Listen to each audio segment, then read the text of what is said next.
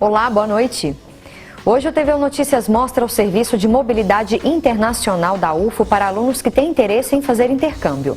As vagas são para diversos países e os estudantes matriculados na universidade em cursos presenciais e semestrais podem concorrer no edital. Tem também um trabalho desenvolvido por alunos da Escola Técnica de Saúde da UFO contra o mosquito da dengue. E ainda as mudanças climáticas e os reflexos dessas alterações para o homem. E as informações sobre o Seminário de Qualidade Ambiental aqui na UFO. O TVU Notícias começa agora.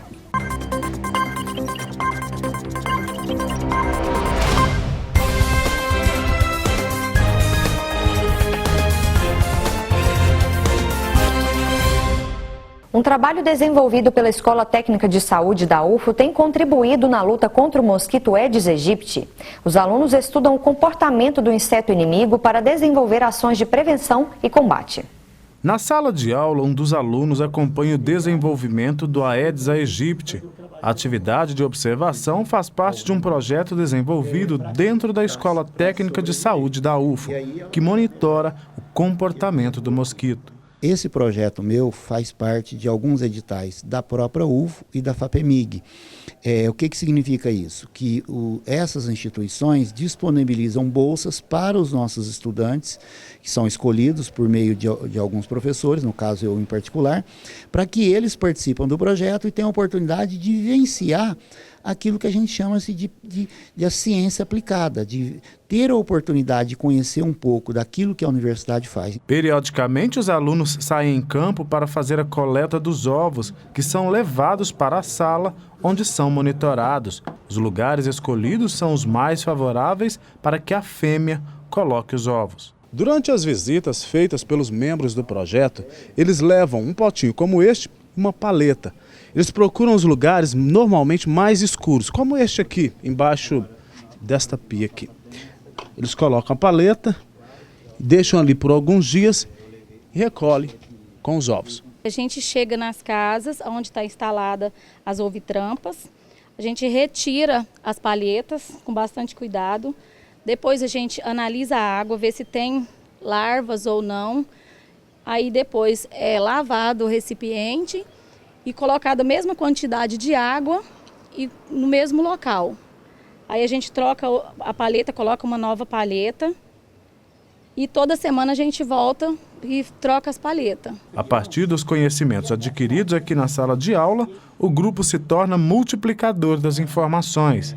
Como a gente leva esse material para as escolas, para as empresas, a gente tem a oportunidade de mostrar todos esses estágios de desenvolvimento dos vetores para que elas fiquem mais sensíveis, mais mobilizadas e cheguem em casa com os parentes, amigos e dizem da importância de se fazer o que a gente chama de eliminação dos criadores, porque os vetores, uma forma da gente controlar mais eficiente é eliminar os criadouros. Davi é estudante bolsista e cursa o ensino médio e Heloísa está cursando biologia na UFO.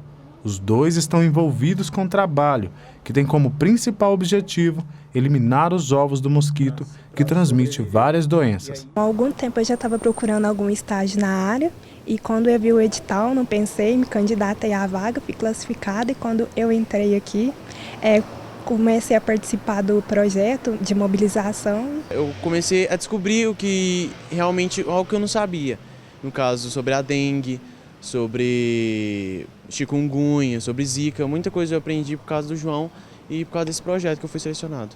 Oportunidade de aprender muito. Aprender muito. E a gente confere agora a previsão do tempo para amanhã, quinta-feira. Predomínio de sol pela manhã em Uberlândia, mas à tarde há risco de pancadas de chuva acompanhadas de trovoada. Mínima prevista de 18 e máxima de 30 graus. Confira agora a previsão para outras cidades da região.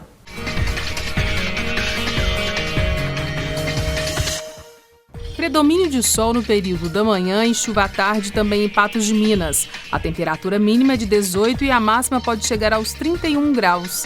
Em Tupaciguara, a mínima é de 18 e a máxima pode chegar aos 31 graus. Durante a manhã, predomínio de sol, mas à tarde deve chover e há risco de trovoadas. Previsão de sol pela manhã e chuva à tarde também em Araxá. A temperatura deve variar entre 18 e 31 graus. Em Araguari, a mínima é de 16 e a máxima é de 29 graus. O dia começa com sol, mas à tarde chove e tem trovoada. Hoje é o Dia Nacional da Conscientização sobre Mudanças Climáticas. E o professor de climatologia da UFO, Paulo César Mendes, é o nosso convidado aqui no estúdio hoje para a gente falar um pouquinho sobre clima, né, professor? Boa noite. Boa noite a todos. Obrigada pela presença aqui no TVU Notícias. Realmente é um prazer estar aqui. Bom, é muito comum hoje esse assunto, né, de alterações climáticas. É preciso que a gente entenda que elas são causadas também por fatores naturais e atividades humanas. Esclareça para a gente. Sim, é um tema muito pertinente, né, muito discutido no meio científico, em todo o planeta. Na realidade, nós temos duas vertentes sobre esse processo de aquecimento. Uma defendida pelo IPCC, né, que discute, né, que o planeta está passando por um processo de aquecimento, fruto, né, de ações antrópicas que nós vemos desenvolvendo, sobretudo a partir da Revolução Industrial, praticamente ocorreu há 200 anos, ou seja, queima de combustíveis fósseis, desmatamento, queima de madeira, dentre outros produtos. Isso gera, né, libera para a atmosfera uma enorme quantidade de gases, dentre eles o CO2, o metano, dentre outros, que são gases de efeito estufa. Então, o que se discute muito no IPCC é que esse excesso de gases que são liberados para a atmosfera consegue armazenar mais energia e essa energia armazenada contribui para o aquecimento planetário. Mas existem outras linhas de pesquisa da ciência, né, que parte por uma hipótese, né, que nós estamos no final de um período interglacial, né, que começou aí praticamente nos últimos 15 mil anos. E no final do período interglacial nós temos essas arritmias climáticas, verões mais quentes, invernos mais frios.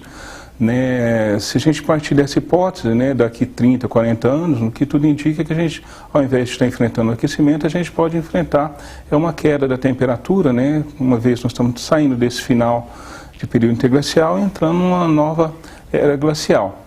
Né, mas isso, né, são hipóteses que estão em forma de pesquisa. O IPCC também ele traça essas hipóteses com dados, né, científicos, aí, sobretudo aí, da grande quantidade ou do grande volume de CO2 que foi liberado para a atmosfera, relacionado sobretudo a essas atividades humanas, aí, fruto aí, sobretudo da Revolução Industrial. Em Uberlândia, o Instituto de Climatologia da UFO tem observado o que nos últimos anos? É um aumento da temperatura? Então, os dados climáticos das nossas estações, ele indica aí um aumento próximo aí a 1 grau Celsius, em termos médios. Nós temos que lembrar que essa estação, ela já esteve localizada no Parque Sabiá, no fundo do vale, e posteriormente essa estação, no ano de 95, ela foi transferida aqui para o Campo Santa Mônica. Nós temos um acúmulo de dados aí de mais de 30 anos. Né? Quando a gente faz essa análise dos dados, nós observamos um aumento da temperatura em torno de 1 grau Celsius. Né? Mas filtrar esse aumento da temperatura e relacionar ao aquecimento planetário é algo um pouco complicado, porque nós temos influência do processo de urbanização que aconteceu em Uberlândia.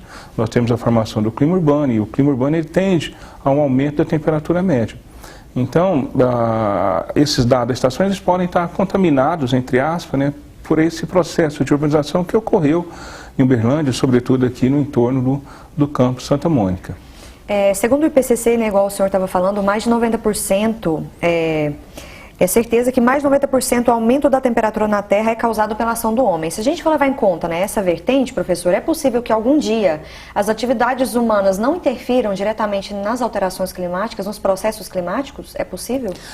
Olha, isso aí também está sendo fonte de muita discussão, né, sobretudo quando se leva em consideração as tentativas, né, de substituir os combustíveis tradicionalmente que nós utilizamos, combustíveis tradicionais, por exemplo, combustíveis fósseis, petróleo, carvão, né, e outros derivados. Né? E quando nós queimamos esse combustível, nós liberamos gases de efeito estufa para a atmosfera.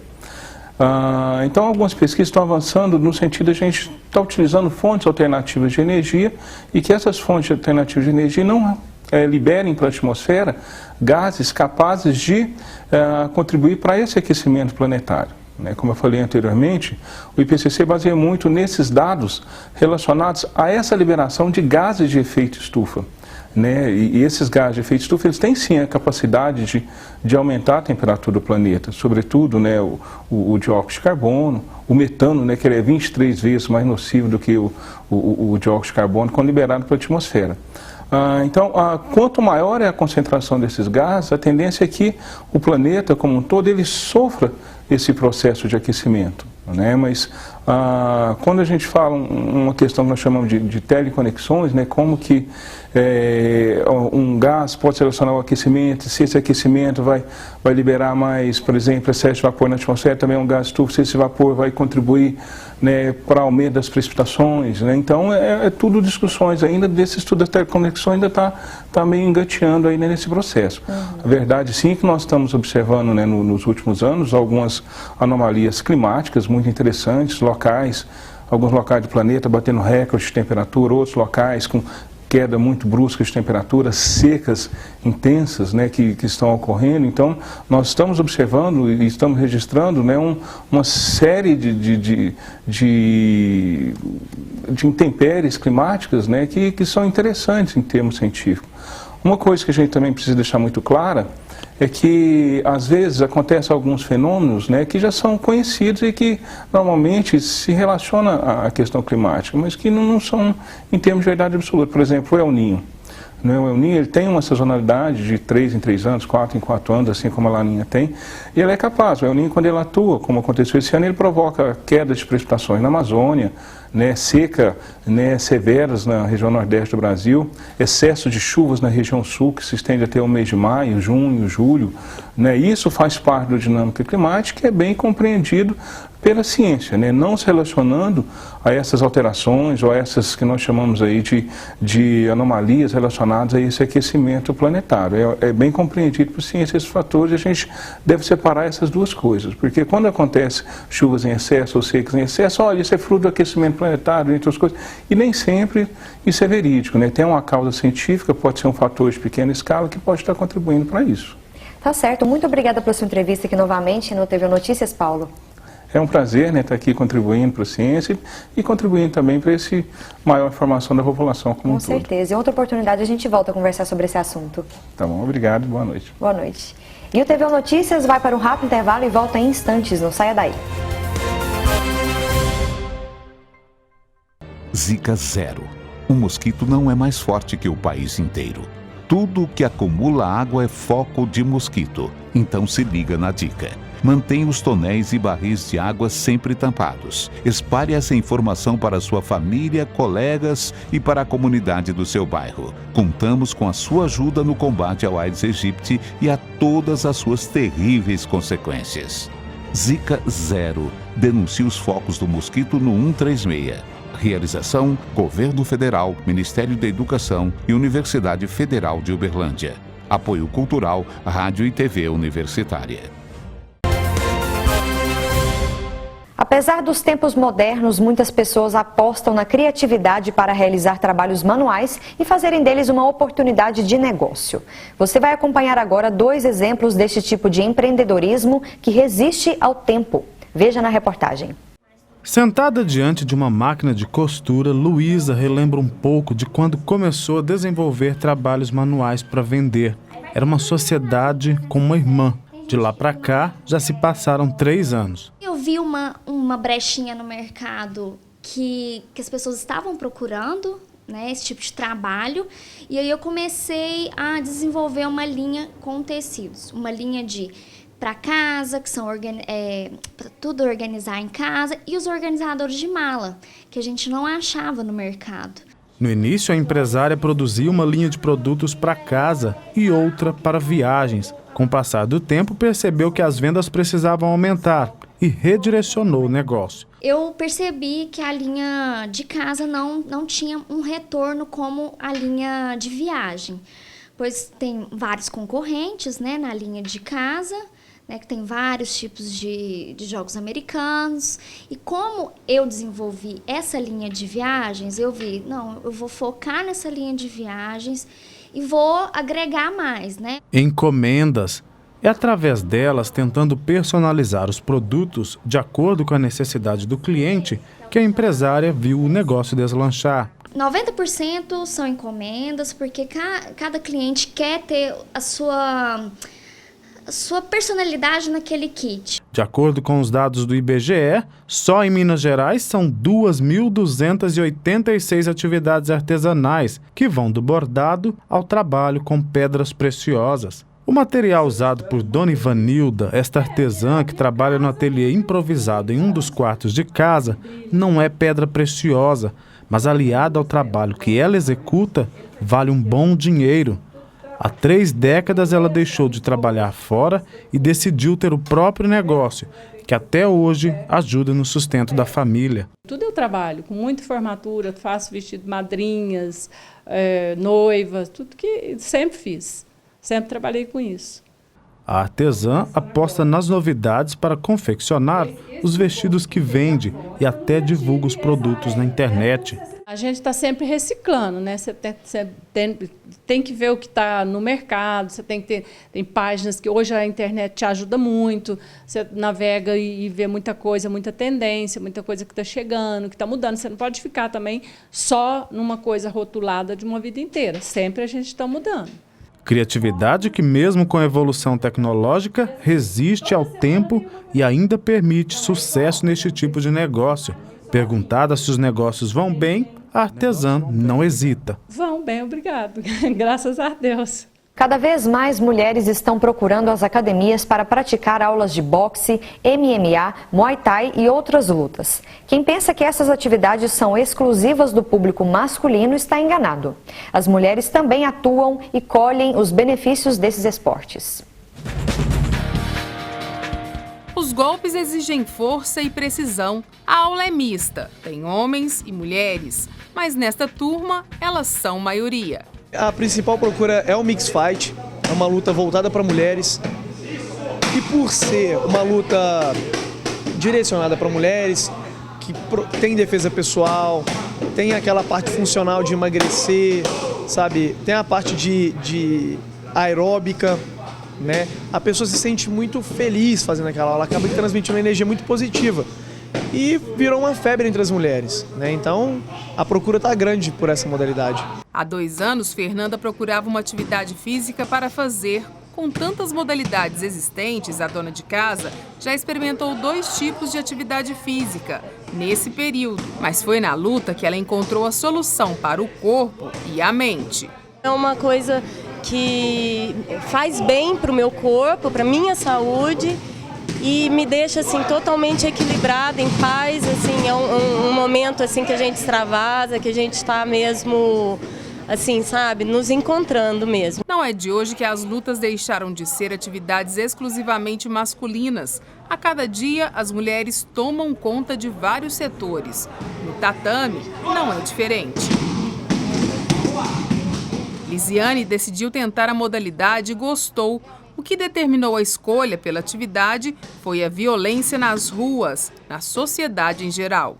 O mundo, infelizmente, anda pedindo que a gente fique um pouco mais alerta nas situações adversas. Na atual conjuntura, a gente tem que se adaptar. E, infelizmente, a autodefesa está sendo uma adaptação necessária, né?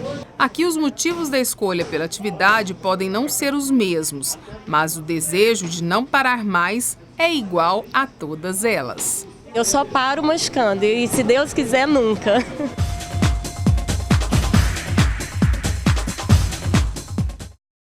Em instantes você confere todos os serviços de mobilidade internacional da UFO. É já já. O mosquito da dengue ficou mais forte. Acabe com a água parada em casa. Tampe a caixa d'água. Deixe as garrafas viradas para baixo. Mantenha a lixeira bem fechada. Mantenha as calhas sempre limpas. Passe repelente. UFO e você, juntos na luta contra o mosquito. Apoio Cultural, Rádio e TV Universitária.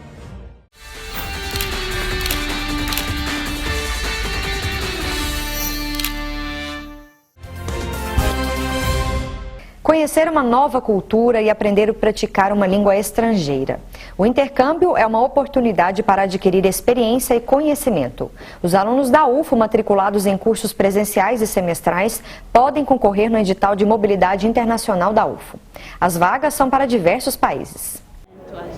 A gente ajuda na orientação dos estrangeiros que chegam aqui na UFO. Pelo sotaque, já dá para perceber que a Sandra é de fora. Ela veio da República Democrática do Congo e está no Brasil desde 2011. Na Universidade Federal de Uberlândia, ela cursa Relações Internacionais.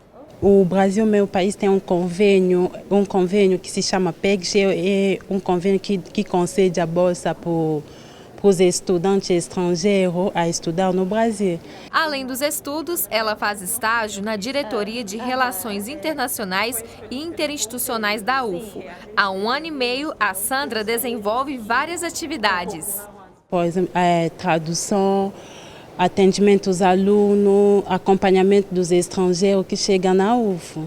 A diretora de Relações Internacionais e Interinstitucionais da UFO, Raquel Santini, conta que atualmente cerca de 370 estudantes da UFO estão em intercâmbio em vários continentes. E este ano, a UFO recebeu até o momento cerca de 57 estrangeiros em diversos cursos de graduação.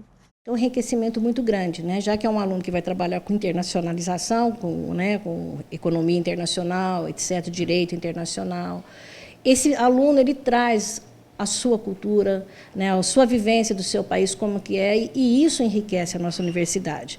A gente vê que os alunos, quando tem estudante estrangeiro na turma, a turma assim, passa a ficar mais atenta, mostrar também que eles são bons, no mesmo nível. É uma integração muito interessante, eu acho que enriquece. Os alunos da UFO matriculados em cursos presenciais e que têm interesse em fazer o intercâmbio pode se inscrever do dia 21 de março até 1º de abril no edital de mobilidade internacional. O resultado sai no dia 25 de abril. O aluno prepara toda a documentação, entrega na coordenação, porque é a coordenação que conhece o aluno, sabe que período que ele está, que acompanha, né, a vida acadêmica desse estudante. Eles recebem, fazem as pontuações e depois a gente traz para cá e a gente faz, não vou falar que é uma entrevista, mas é uma reunião de acertos de universidades, para onde que ele quer ir com os planos de estudo, né? Cada um tem o seu perfil. A diretora ainda explica que o primeiro processo de seleção para a mobilidade internacional é realizado por cada coordenação de curso. Os estudantes das áreas de engenharia podem concorrer a bolsas através do programa BRAFTEC. Alunos de engenharia mecânica e agronomia podem ganhar bolsas pelo programa Marca. Com bolsa de estudo ou não, a Raquel incentiva todos os universitários a viverem a experiência do intercâmbio, que pode ajudar na formação acadêmica e pessoal. A mobilidade internacional é uma complementação, acho que, da graduação. Acho que todo aluno tem que fazer uma mobilidade, que além de aprender novas tecnologias, conhecer novas culturas, etc., nova língua, ele também passa a ter um senso crítico e quando retorna para saber o que o Brasil tem de bom e o que tem de ruim e o que pode ser feito para melhorar. O Centro de Incubação de Atividades Empreendedoras da UFO está com vagas abertas para a seleção de projetos para o 7º Programa de Prospecção de Novos Negócios. E a Manuela Botrel, que é uma das responsáveis pelo CIAEM, está aqui comigo no estúdio para a gente explicar melhor para quem está nos assistindo como que funciona esse processo. Boa noite, Manuela. Boa noite. Obrigada, pela presença aqui no TV Notícias. Eu que agradeço. É a 7ª edição do Programa de Prospecção de Novos Negócios aí do CIAEM. Explica para a gente. Isso mesmo. Para quem não sabe, o CIAEM é a incubadora de empresas de base tecnológica da universidade. A gente abriga no CIAEM empresas e projetos que tenham um produto, um processo, serviço que tenha algum diferencial, que seja inovador. E nós estamos com o edital aberto, é o nosso 7º edital que está aberto para selecionar esses projetos e essas empresas que vão se inserir no nosso processo de incubação. E tem que ser de base tecnológica, né? Tem que ser projetos de base tecnológica para poder se incubar no CIAEM. Isso, esse é um dos critérios e a gente vai avaliar realmente nos projetos isso, se os projetos têm esse viés inovador, que tem algum diferencial. Esse é o nosso objetivo, dar suporte para empresas que tenham produtos, processos ou serviços diferentes que vão agregar mais valor a esses produtos e resolver problemas, demandas do mercado, da sociedade. E o CIAEM já incuba aí vários projetos, né, Manuela? Quais você destaca para a gente aí que já estão consolidados no mercado também? Tem vários projetos. Para quem não sabe, também o CIAEM foi inaugurado em 2004 e desde então sempre lançando seus editais, e a gente tem empresas de todas as áreas, desde empresas da área de TI, empresas da área do agronegócio, de biotecnologia, a gente abriga negócios de qualquer setor, né? E também, para se inscrever no CIAEM, é tanto para a comunidade acadêmica como para a comunidade externa também, então o edital ele é aberto. Agora, que tipo de consultoria especificamente vocês fazem? Vocês fazem uma análise de mercado para ver se a ideia, né, da pessoa que tem interesse é viável no mercado, ou Manuela? Exatamente. Nós temos duas modalidades no CIAEM, que é a pré-incubação, é quando não existe uma empresa ainda constituída e, né, o empreendedor ele tem aquela ideia e durante o processo de pré-incubação, que dura de 6 meses a 1 ano, ele vai validar, estudar aquela ideia para ver se ela tem realmente viabilidade. O produto final é a entrega de um plano de negócio que os nossos consultores vão acompanhar e ajudar esse empreendedor a elaborar esse plano de negócio.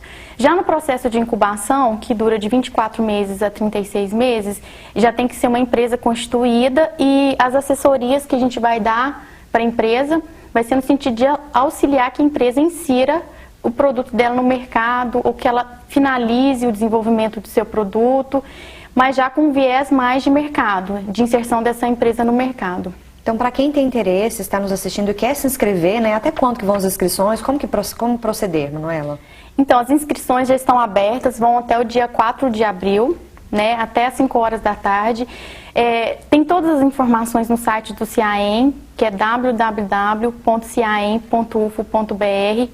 Lá tem todas as informações, aí eles vão ter que decidir qual que será a modalidade, se é pré-incubação ou se é incubação, e vão se inscrever, vão pagar uma taxa de inscrição, que é no valor de R$ 75, e inscrever o seu projeto. Esse projeto vai ser analisado pela equipe da CIAEM, existem filtros, processos, né? Eles vão passando até que a última etapa é quando eles vão apresentar esse projeto para uma banca examinadora, né, em que a gente vai definir, de acordo com os critérios estabelecidos no edital, que se encontra no nosso site, se o projeto realmente está apto, né, a estar incubado no CIAEM, se vai passar por esse processo de seleção. Como a gente é um órgão da universidade, a gente tem que dar, né, tornar público esse edital, aberto a toda a comunidade e selecionar os melhores projetos, os projetos que atendem os nossos critérios. Mais informações, qual que é o telefone de contato, Manuela? É o 3239-4518 ou no nosso site, onde tem todas as informações, como eu falei, o site do CIAEM, tem todas as informações sobre o nosso edital. E o edital, as fichas de inscrição, né, tá tudo lá. Tá certo, muito obrigada pela sua entrevista aqui no TVU Notícias. Eu que agradeço. E quarta-feira, você já sabe, tem UFO no Plural. No programa de hoje, o vice-reitor da UFO, Eduardo Nunes, e o pró-reitor de Planejamento e Administração da Universidade, José Francisco Ribeiro, detalham as obras, projetos e inovações do Campus Glória. O UFO no Plural vai ao ar daqui a pouquinho, às 10 da noite.